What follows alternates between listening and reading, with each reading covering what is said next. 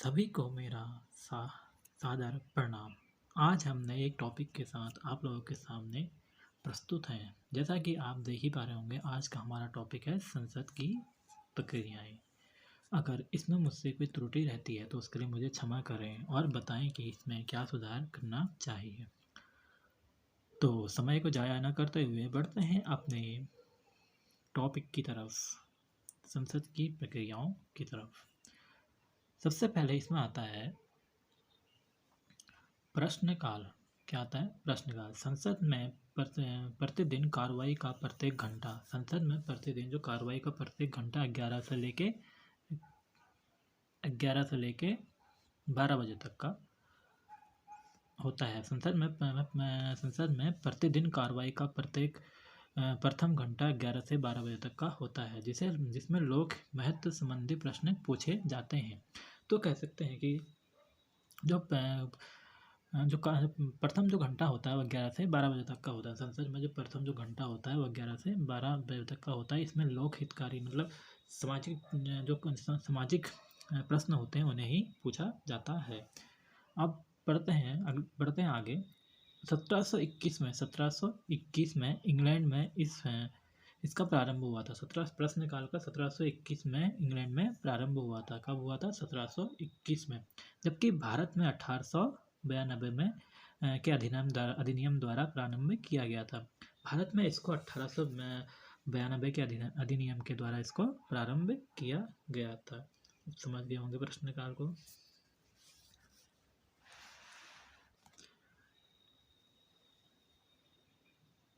अब देखते हैं प्रश्न 3 प्रकार के होते हैं। प्रश्न कितने प्रकार के होते हैं? 3 प्रकार के। तार्किक प्रश्न, अंतरैखिक प्रश्न और एक होता है और पूरक प्रश्न होता है। तार्किक प्रश्न होते हैं, अंतरैखिक प्रश्न होते हैं और पूरक प्रश्न। 3 प्रकार के प्रश्न होते हैं। ठीक हो गया।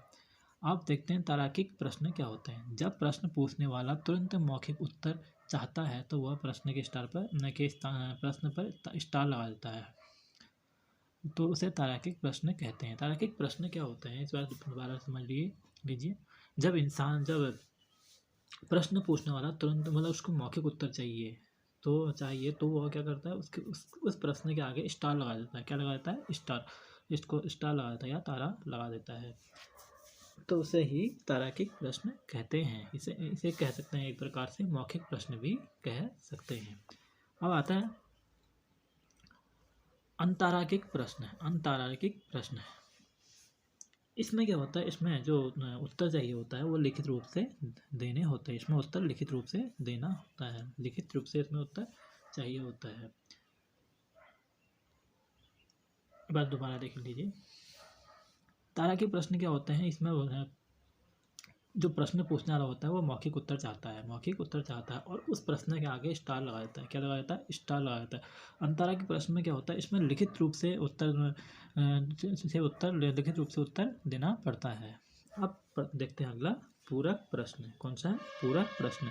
जब तार्किक प्रश्न का उत्तर दिया जाता है तो उस उत्तर में पुनः प्रश्न पूछना पूरक प्रश्न कहलाता है। पूरक प्रश्न क्या होता है, जब तार्किक प्रश्न पूछा जाता है तो उसके तुरंत बाद, ठीक है, जब पूरा प्रश्न के बाद दोबारा देख लिया। जब तार्किक प्रश्न पूछा जाता है तो उसके उत्तर में जब उसका उत्तर दिया जाएगा तो उस उत्तर में पुनः प्रश्न पूछना ही तार्किक प्रश्न कहलाता है। उस उत्तर में ध्यान रखना, उस उत्तर में दोबारा से प्रश्न पूछना ही पूरा प्रश्न कहलाता है। संसद। अब पढ़ते हैं संसद। लोकसभा और राज्यसभा से मिलकर संसद बनी होती है। लोकसभा और राज्यसभा से मिलकर संसद बनी होती है। तार्किक प्रश्न कितने हो सकते हैं इसमें? 2। अधिकतम संख्या 20। लोकसभा की बात हो रही है। तार्किक प्रश्न 2, अधिकतम संख्या 20। और राज्यसभा में तार्किक प्रश्न कितने हो सकते हैं? इनकी कोई सीमा नहीं होती, अर्थात अनलिमिटेड ये होंगे। अनतार्किक प्रश्न लोकसभा में कितने होंगे? अधिकतम 230। कितने होंगे? अधिकतम 230। और राज्यसभा में अंतरिक प्रश्न अधिकतम कितने होंगे? 200। अधिकतम कितने होंगे? 200। संसदीय प्रक्रिया में अगला चरण होता है हमारा आधे घंटे की चर्चा। आधे घंटे की चर्चा क्या होती है? जब किसी लोक महत्व के मामले में संसद में स्पष्टीकरण आवश्यक हो तो ऐसे तथ्यों को संसद में चर्चा के लिए रखा जाता है। ऐसी चर्चा बैठक के अंतिम घंटे 5 से 5:30 बजे के बीच की जाती है, किंतु कम से कम 3 दिन पूर्व सदन को लिखित सूचना देनी होती है। आधे घंटे की चर्चा वो होती है जब कोई लोक महत्व के मामले में संसद में स्पष्टीकरण की आवश्यकता होती है, मतलब उसके बारे में स्पष्टीकरण चाहिए होता है, तो उसके लिए तथ्यों में संसद में उसको रखा जाता है। तो बैठक के बाद जो अंतिम घंटा होता है 5 से लेकर 5:30 बजे तक का, उसमें इसको रखा जाता है और इसको करने के लिए संसद में 3 दिन पहले इसको लिखित सूचना देनी पड़ती है। अब आता है शून्यकाल, 0 हावर्स। क्या आता है? शून्यकाल, 0 हावर्स।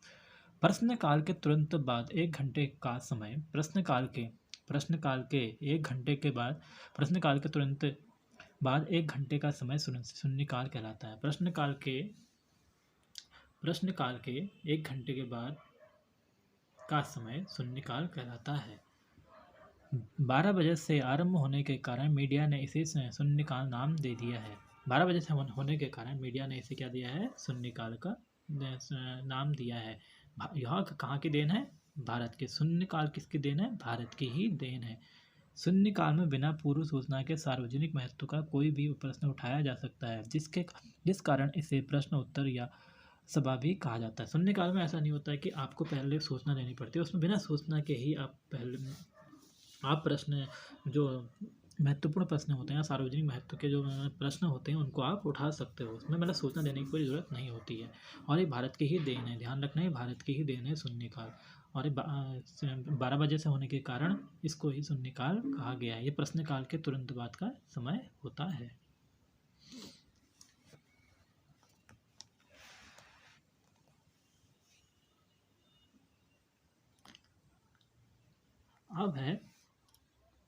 अगला है संसदीय प्रक्रिया में अगला चरण है अल्पकालीन चर्चाएं। अल्पकालीन चर्चाएं संसद में लोक महत्व के विषय को संसद के ध्यान में लाने के लिए कोई गैर सरकारी सदस्य अल्पकालीन चर्चा उठा सकता है।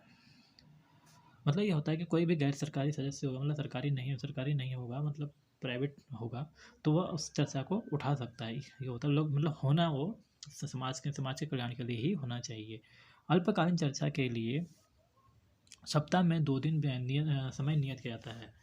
ठीक है, इस जो अल्पकालीन चर्चा होती है, इसमें अल्पकालीन चर्चाओं के लिए सप्ताह में 2 दिन समय नियत किया जाता है। सप्ताह में 2 दिन नियत किया जाता है। तो 1953 में इसकी शुरुआत हुई। कब हुई? 1953 में। अब कुछ इम्पोर्टेंट बातें हम देख लेते हैं। नीलम संजीव रेड्डी राष्ट्रपति बनने से पहले लोकसभा अध्यक्ष थे। नीलम संजीव रेड्डी राष्ट्रपति बनने से पहले क्या थे? लोकसभा अध्यक्ष थे। के एस हेगड़े पहले ऐसे लोकसभा अध्यक्ष थे। जिनके खिलाफ अविश्वास प्रस्ताव लाया गया। जिनके खिलाफ क्या लाया गया? अविश्वास प्रस्ताव लाया गया। किसके खिलाफ? के एस हेगड़े।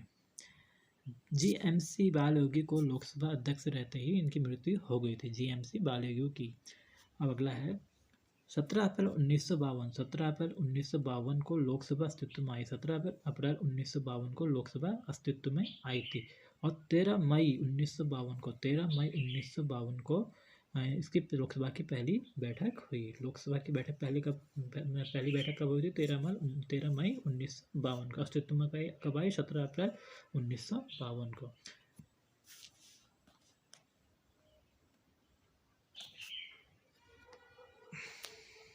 संसद का डिजाइन एडविन लुटियंस ने दिया। संसद का डिजाइन किसने दिया? एडविन लुटियंस ने। किसने दिया था? एडविन लुटियंस ने।